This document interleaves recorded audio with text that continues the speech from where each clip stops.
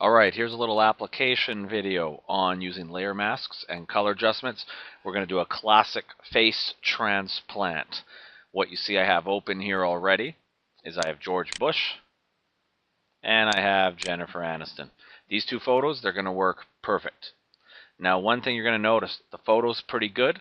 It has a good resolution, lots of pixels, it's clear. And same thing with the George Bush photo. Lots of pixels, clear. Other thing you noticed, George is facing me, Jennifer's facing me. If you have the heads turned at funny angles, makes this a lot harder to do. So, here we go. What I'm going to do is I'm going to go to George, and I'm going to want to put his face onto Jennifer Aniston's body. So, I just need a portion of his face. So I'm just going to grab the lasso tool. I'm just going to grab the face. I don't need the whole photo, and you don't even have to be too careful here. We'll go edit, copy, go over to Jennifer, and we're going to do an edit, paste. Now, the size of the faces might not be the same, so you have to pick them up, move, and resize. Now, what our goal here is to get the eyes right on top of her eyes, nose on top of the nose, and mouth and mouth. So right away, I can see the eyes, the mouth. These photos actually weren't too bad to start. Now, are the eyes lined up okay? Hard to see when doing it like this. So here's a trick. Take the opacity of the George Bush layer and just take this opacity down a bit.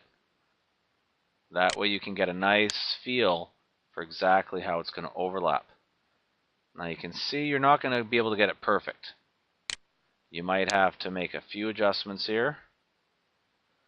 So I'm going to try to get the chins to line up. And I might even have to tilt a bit. Yes, this takes a little bit of work.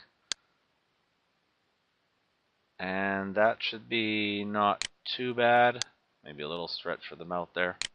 And it doesn't matter if stuff overlaps around the edges here, because we're going to be hiding that. Little double click. Okay, it's pasted down. And take that layer back up to full. Now, we're going to use our layer mask trick. And the layer mask trick was, make sure you have the George layer selected. And we're going to go layer, layer mask. And on this one, we're going to do a hide all. When we hide all, it makes a layer mask, but it pre-paints it black. And remember, black, you don't get to see the image. White, you get to see the image. So how do we get to see George? Take the brush. Make sure your color is set to white. And make sure you're actually on the mask. All right, don't draw on George. You're drawing on the mask. And start to draw white. Now what I'm going to do with his face here is I'm not going to do too much.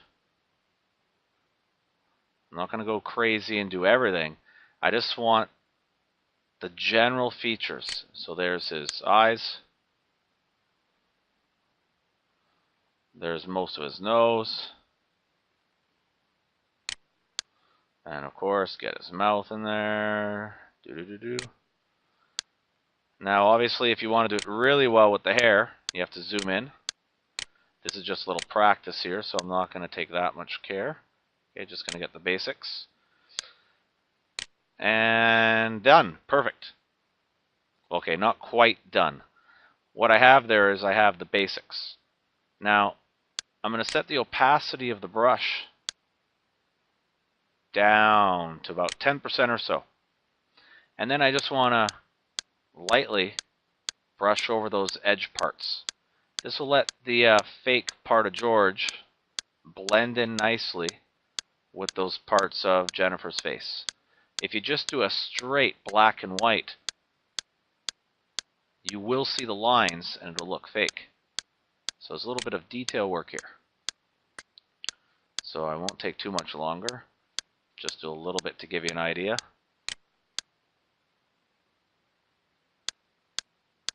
Brush, brush, brush. Okay, I'll let you touch up yours a little more.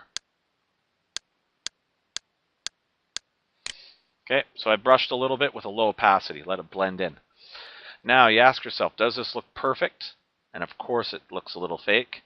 What do we have to do? We have to apply some of our color adjustment skills. What do we want to color adjust? The George Bush face image. Okay, don't color adjust the mask. The mask is just black and white. So I go back to the George Bush face, and now I'm going to pick any of my color adjustments. A lot of these will work, but the best one to start with is hue, saturation. Now this is a bit of a game until you memorize your colors well, which you probably won't in one class. You just have to sort of guess and slide the hues and the saturations around and try to get numbers that work. Now, if you're good with your colors, you can sort of fiddle around and you'll eventually get a feel. Getting closer.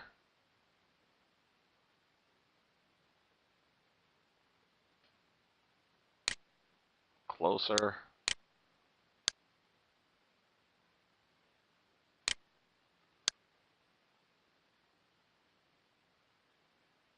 For video purposes, let's say that's not too bad. And I'll sort of leave it at that. Now with our layer mask here, you could always go back and retouch up. Like this looks a little dark. And I say, well, you know what? That was a little too dark. You can always go back to your adjustments. Okay, and keep fiddling.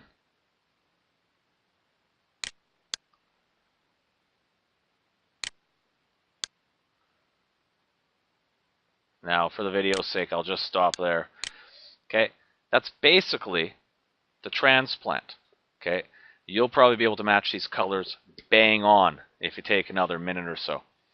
Now, when you're totally finished, okay, you should always save your work in a Photoshop document, but when you're totally finished, you can merge the layers together. And so you just select off the menu here, little menu up here, Flatten Image. And Flatten just takes all the layers, squishes them into one. Okay, so if you like that, that's pretty good.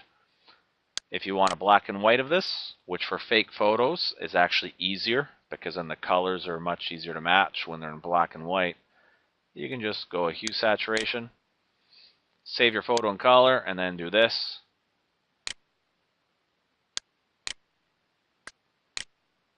Maybe also adjust the levels if you want.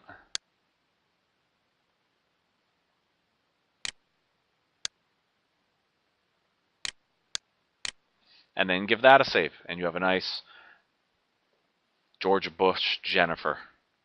And that's really it. You're going to have a little assignment on producing a fake photo that looks really good, because you can make it look really good if you take a little more time with the color and the brush strokes and the blending. That's it for this video.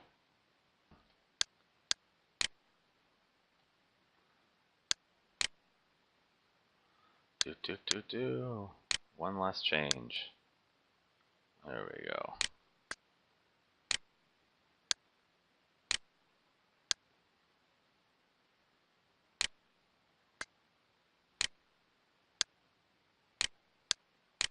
Much better.